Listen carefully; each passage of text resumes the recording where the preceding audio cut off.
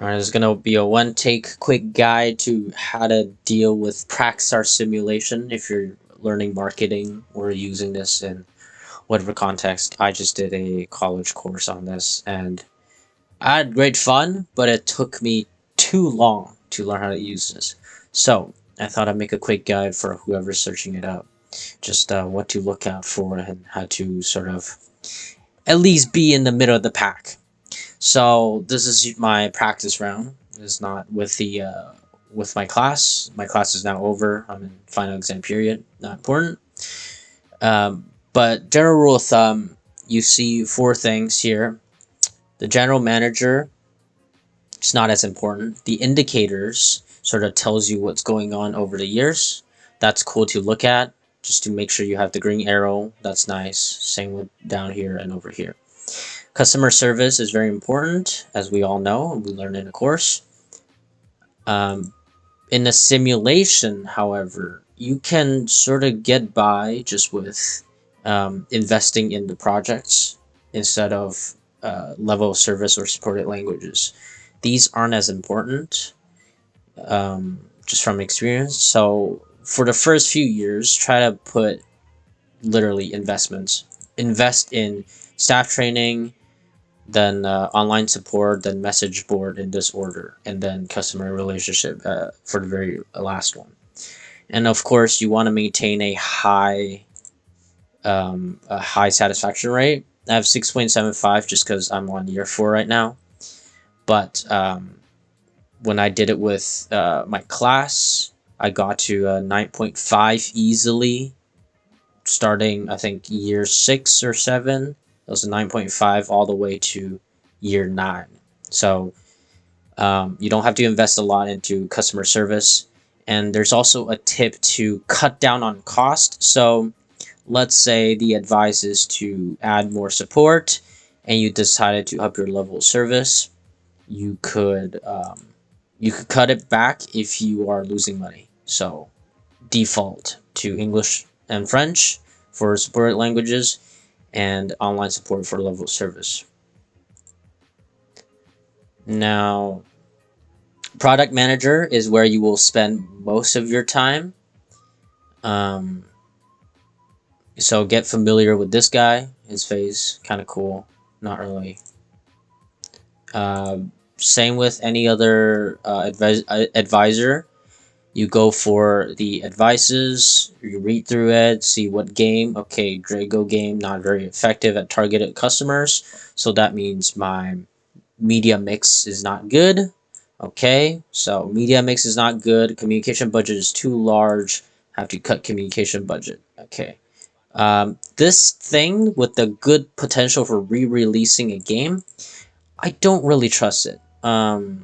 I haven't gotten any good results from minor re-releases or major re-releases. So this product portfolio is where you can keep the game, withdraw the game, or re-release the games. Okay, and for Praxar, all of it, every part of Praxar, you have buttons to press. You have graphs that you can look at for sort of forecasting what's going to happen for sales for this particular one anyways.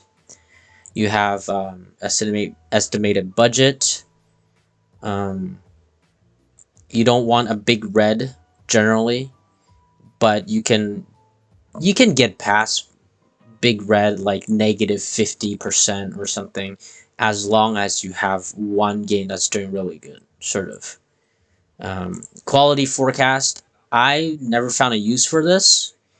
I guess this like determines your pricing. I mean, it tells you what it is, but I never bothered to read it. And I did okay, so I don't think this is as important. If you're just gonna go for the quick overview of Praxar and just try to get it done instead of going for A, then you don't have to worry about quality forecast. Now we go into marketing communication. This is for your different games. I name mine in a very boring fashion. Don't worry about it. So these 3 buttons up top, these 2, you will see them later. But for now, game description, straightforward. Tells you what it is. Tells you the type, the script, whatever, positioning, what we're trying to do with it, expanding our market base, our consumer base. Are we targeting a specific niche or whatever? You could figure it out there. Um, but all that information gets turned into numbers for market segments, and this is your best friend. If you're ever confused, come to market segments, because what you're gonna see is distribution of players by different metrics. Okay, so by age, by gender, by how often to play the game, by the console they use. Okay, so those are 4 metrics already. And then distribution of age multiplied by sex. So like it's a combination factor. I don't really look at this because it the game or the simulation sort of gives you the target when you like it really highlights it for you. Like you don't even need to think too much about picking a good target for your consumer base. However, this is key. So at a glance, you can sort of tell like, oh, if let's say I have a high hardcore player base and a medium regular player base, then that means I want, let's see, hardcore players are on B, C, and D the most, and casual players are also on B, C, and D. Well, more spread out, more evenly spread out. But that means you can always forego one console for that little edge. Not that it's min maxing, but I just couldn't be bothered to like get like all 4 consoles basically. So you could get B, C, and D if you want. But that was just for an example. Purchasing factor. This is sort of relevant. I look at it maybe once or twice every time I do a round. It sort of, this is more important when you're creating a game and less so when you're trying to maintain the sales of your games that's already out, and you can't change how you design it anymore. So we'll come back to this later. Media view. This is very important. This is where you figure out your media mix. So it's pretty one-to-one. When it's 45% social media, you want to come down here, and let's say social media, we saw it earlier, it was the biggest segment, right?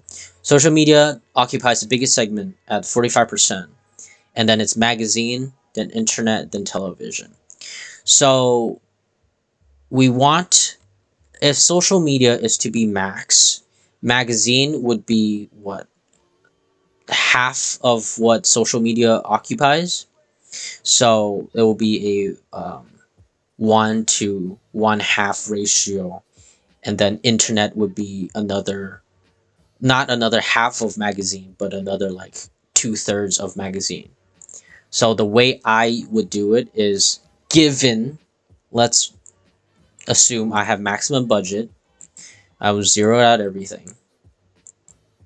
So if you remember, social media took up the biggest part, so I'm just max it out for now, pretending I have maximum budget.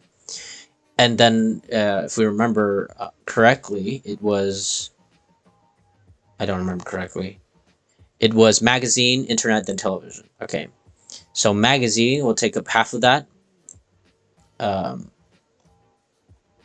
Social media, magazine, internet, television. So internet would be a combination of viral media and websites. So you want to do something like this. And then it's always nice to have some budget in things that aren't even on the market segments. It's just nice to cover all your bases. For television, you come up here to the television advertising budget. You can, I never go above option 2 generally, unless television occupies the majority of market segments. But since it's third, I would take option 2 and then just have option 1 for trade show. Same thing, cover your bases. So this is not ideal. I don't think this is min max, but from my experience, the advisors, the simulated AI advisors, has sort of didn't want to change my media mix. They think it was okay. Actually, I think you get certain messages like your media mix was great or something like that. I don't remember. But regardless, make sure when you're doing everything, you always refer back to market segments, because all the information is in here. You will find everything in here. So this purchasing behavior is for the next segment. So this is marketing communication. So we did product portfolio. That's where you do minor or major re-releases, or you withdraw your game. Marketing communication is where you do your media mix. And then pricing distribution is obviously where you do your distribution and your pricing. So pick a game, go to market segments, and then look for purchasing behavior. So this is how you know how to distribute your game: physical copy or online downloads. Okay, so 27% downloads, 23% online store, 23% specialty store, and then 11% big box. Local purchases. This specific factor, I think, is not as important. And if it takes up a large chunk, it just means like miscellaneous or other, I think. So we want to target online downloads, online store, specialty store, sort of equally, because they all take up approximately a quarter of the market for this game. And then big box for half of that, right? 11%. So a quarter, a quarter, a quarter, and then 1/8. So let's see. Physical distribution. So make sure when you're doing your DVDs, make sure it's not at the. So let's see. Drago. Drago.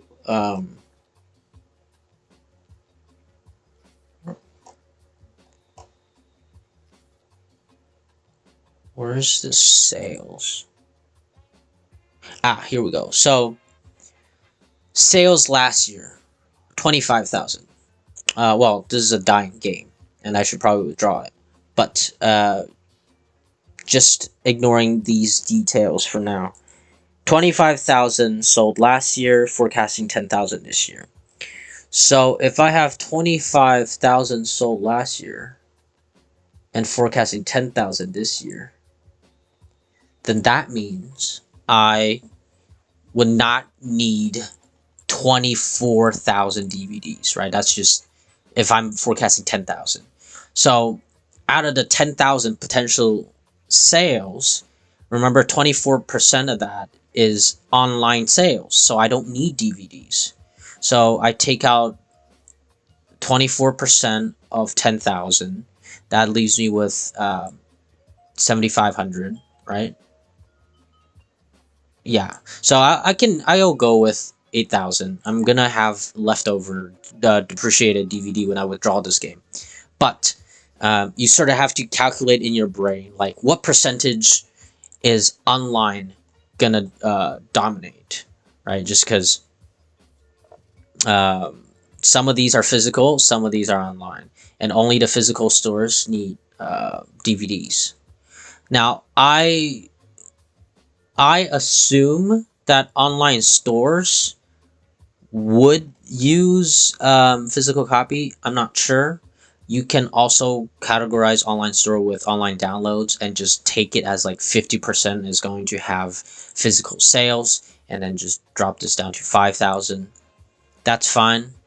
You know, so far I haven't encountered a big issue with the online store portion for physical DVDs.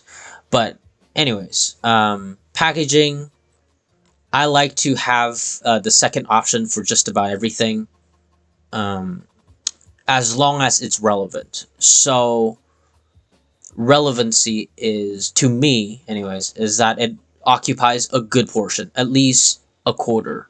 So online downloads would have the second option. Online stores will have the second option. Specialty store will have the second option. Big box stores, however, I would leave it as the default. So let's just do this. So distribution, big box, yes. But I'll leave it at standard positioning. Specialty store, in store, yep. Second online store, highlighting, sure. Digital distribution by download. Yes, download is the biggest. Online download is the biggest portion, but I'll still leave it at highlighting just because this game is dying. Okay, so in your brain, you sort of have to have the knowledge of the game state, the maturity of the game. You sort of need to know how much you're sailing. You're not sailing. How much you are selling. Your forecast, your budget. It's a lot to think about when you're beginning, but you get used to it, and everything's being keep track of through like estimated budget, and also your market segments. This is your best friend, honestly. Like, come in here and just do your decision 1-to-1 according to the percentage, and 9 times out of 10 you will be on the right track. You will get higher share value. You'll get good amount of sales, and yada yada yada. Okay. Last thing, pricing. This is straightforward. See the price survey. You can survey the people before you even sell the game. So I like to hit a 50% for fair price. So this is expensive to them. I drop down by 5. Okay. Yeah. See, there you go. 50%. I don't worry about the rest. So I always ballpark anywhere from 70 to 90. 90 is very high. 70 is quite low. Anywhere in between, going by increments of 5, you would do good. Just make sure you check the pricing survey before you submit the price, because God knows on the first 2 weeks I did like, oh, I think it's a low range game, zero graphics. I'm gonna put it at little indie game, $40, and I lost money. So never again. And a fair warning to you guys who are doing this for the first time, I guess. Um, but yes, there you go. There's your product portfolio, marketing, communication, pricing, and distribution. Okay, last thing, marketing project manager. So this guy, he's kind of cool. I like his beard. You design games here, and he also give you advices for like media mix, as well as pricing and distribution.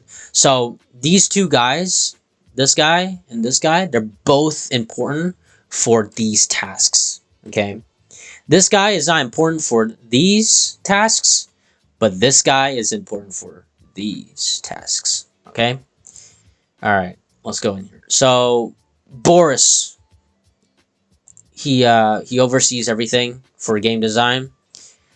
You start with game design, obviously. When I think starting year 2, you will, or year 3, you will have to build your own games in order to sustain your business, right? Obviously, because you depreciate the old games. They go into decline, and no one wants to play them anymore. Not light services. Anyways, before you launch a game, you should read its description and then analyze the data provided on the market segment. So straightforward. We already talked about these 2 buttons are very important. Talks about what are we targeting, talks about what the game is, and then talks about the type of the game. Market segments just gives you an idea of what you're working with. You're working with young adults to millennials, I guess. Young adults to millennials. Majority hardcore and regular gamer, evenly spread between the different genders. Relatively evenly spread between the consoles as well. But we'll see. Hardcore and regular, important. So hardcore and regular gamers. So hardcore gamers are on B, C, and D, and regular gamers on B, C, and D as well, majority. So if we're targeting hardcore gamers, right? That's takes up the majority. And young adults, we should probably only do B, C, and D for consoles. A is not as relevant here, right? So, okay. Now, okay, we were talking about purchasing factors. So this is important. So, story and script, when we look at, when we start designing the game, well, before we do that, we got to target our segment. So this is what I talked about with targeting being given to you. Like they could easily just list out like a bunch of like vertically just list out different categories like young woman, regular gamers, adult men, hardcore gamers. But they put it in a pie chart for you. So you obviously click the biggest one. There's no reason ever to click anything other than the biggest one. Right? It's no brainer. Obviously you don't want to click other because other is not actually a category. It's a category full of a bajillion different categories. It's just more concise to put it that way. So click the biggest pie, close, continue, name your game. Name it Banana, Ababna. There you go, Ababna. Sales forecast, I like to hit right in between pessimistic and optimistic, so that's what, for a, there's like what, 50? Around 50? Around 50, sounds good. Graphics quality, you go back to market segment, and this is where you look at that funny graph, purchasing factors. Graphics, do we care about graphics? Okay, it's a good chunk, 12%. We care more about story and script, price, word of mouth. Okay, packaging, this is relevant too a little bit, but mostly story and script, graphics quality, and word of mouth. Word of mouth is how, I don't think you can actually control it in this simulation, but it's a factor for sure. So graphics quality and story and script, those we can control. So graphics quality, right there. We want good enough, right? Well, since we are targeting young women, regular gamers. We should well, if we're targeting regular gamers, then we could just go with good realism, like 480p, sure. But the second largest segment, adult men, hardcore gamers, and then the third one, young men, hardcore gamers, these are pretty big. They occupy a large space, and they're both hardcore gamers. So if we remove the gender from the equation, hardcore gamers take up 50% of the market share, as opposed to regular gamers. Because there are some other hardcore gamers in this other category as well. So at least 50% market share. So I'm going to appeal to hardcore gamers. And hardcore gamers, they look for, it's funny because they literally tell you what each segments look for. So if you go down here, it says hardcore gamers spend many hours a week on their favorite recreational activity. Yada, yada, yada. They attend conventions. That's important. They participate in gaming communities on social media. Important. New game with higher level of technical performance. Important. They also, not mentioned in there, I saw it somewhere else, they like graphics. So pick and choose. I'd say excellent is good. Select languages.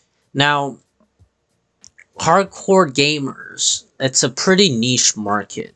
We are not trying to hit everything. We're hitting a very specific market. So having 2 languages is enough. However, for difficulty level, we want advanced technical difficulty, just because hardcore gamers, once again. Rating of the game.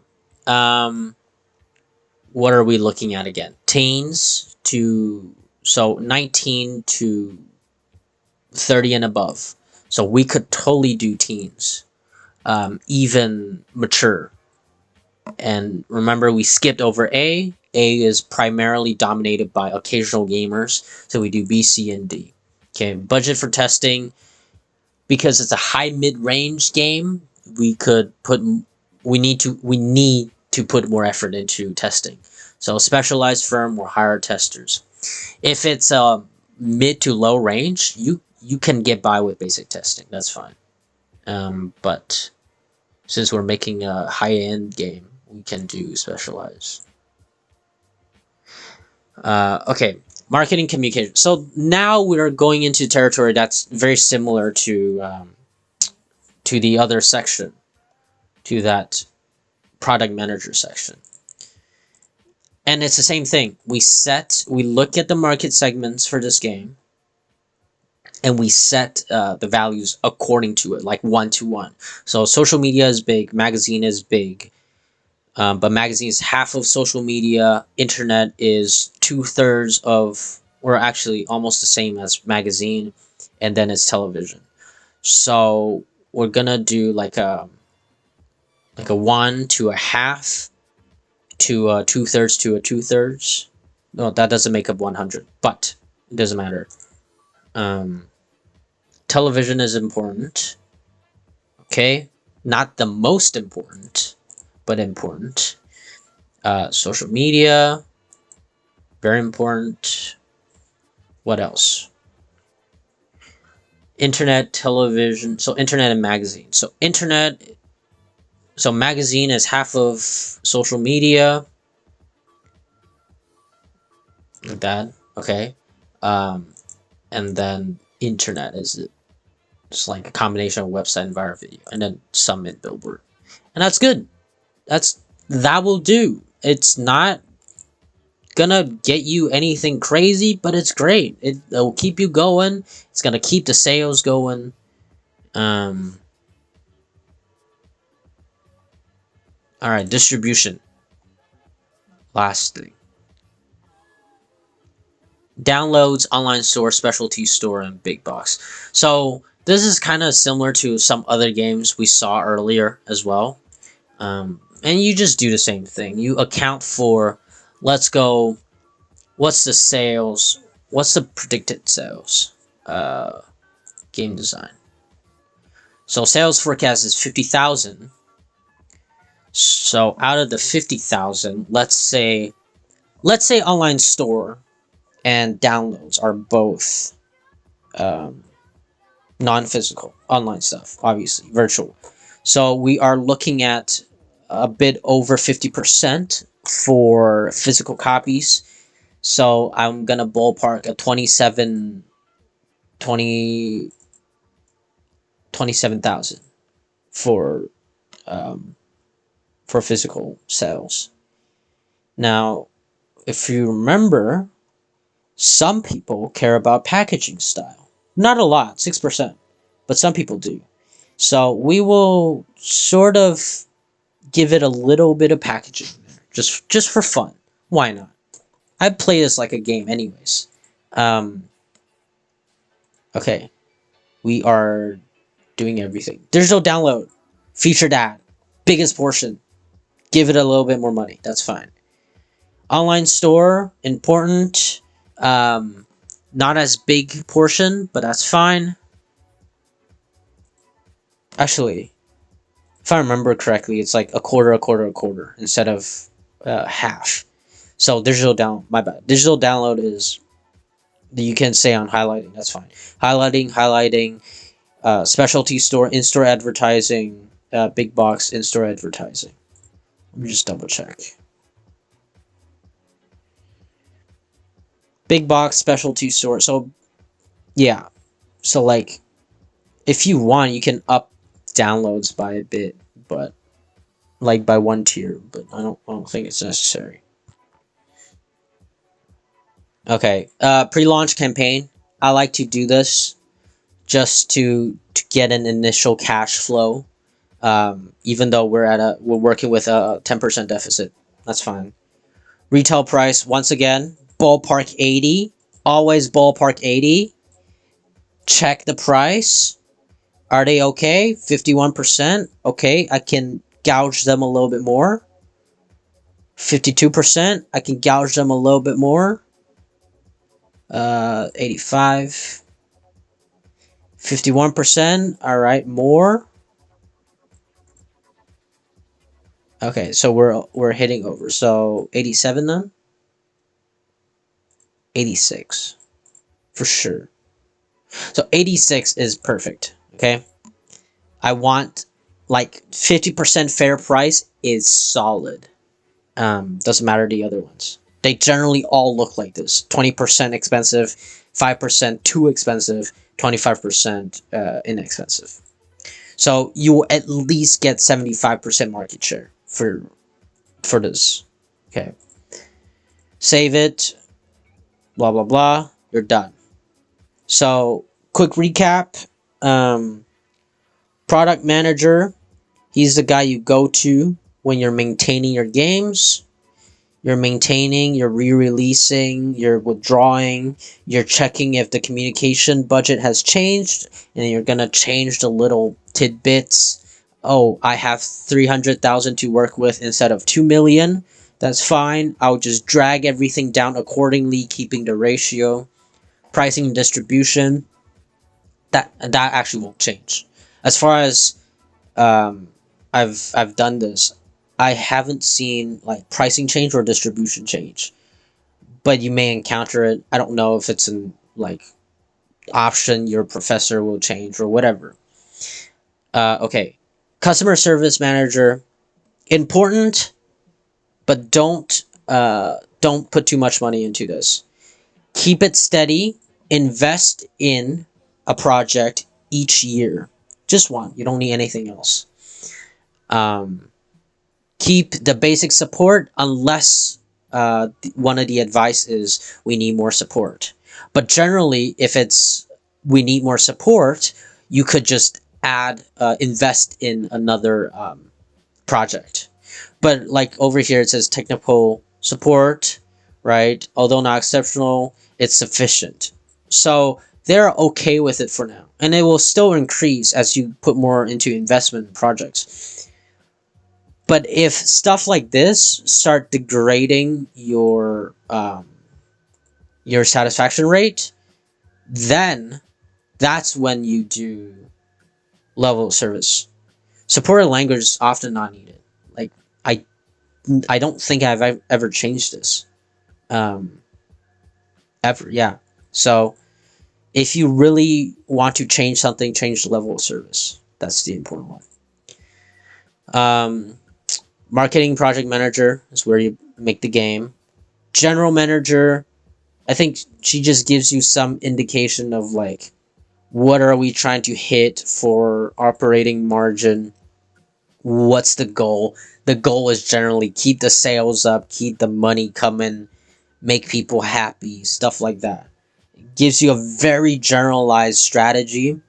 I don't go by this. I mean, no, yeah, no, I don't go by this. I don't really like to release a new game mechanic. It doesn't. When you re release a game when it's mature, it gives it a good boost when it's dying. The problem is, you in Praxar, you get new games all the time. Like you design and release new games all the time. That it's not worth putting 300,000 into a major release when you can allocate that money to designing your new game. Not that in the simulation you actually get to allocate your money however you want, but everything is calculated together in the estimated budget, so you can read all the details in here, right? Yeah, that's about it. I don't. Let's see. Oh, and down here you can see like share value, um, net income. You can like export your data, Excel data, whatnot. Um, but yeah, that's about it. Key key factor. This guy and this guy, they're important. Customer service. Oh, this is such corporatist. I'm like fucking Destiny 2 right now. with the Bungie layoffs. Yeah, no, we don't need customer service. No, no customer service. Just make game, make mood game. I not even that. Honestly, they're just shilling out like the most awkward starter packs and whatever. Anyways, I'm off topic. I am probably not gonna make chapters or edit this video, but I will still post it on some platform, probably YouTube.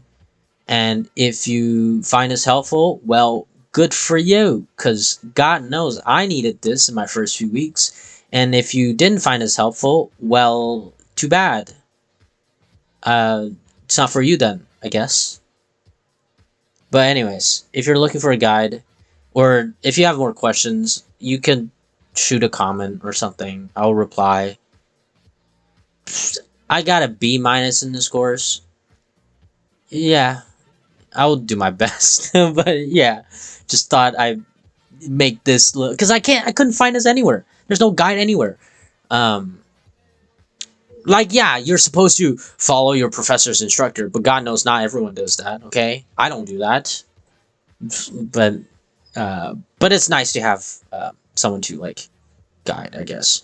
I don't know. I don't make YouTube videos. I just have this spur of the moment inspiration, or a need to help others or whatever. Anyways, all right. Good luck. Hope you guys ace your course or whatever for marketing.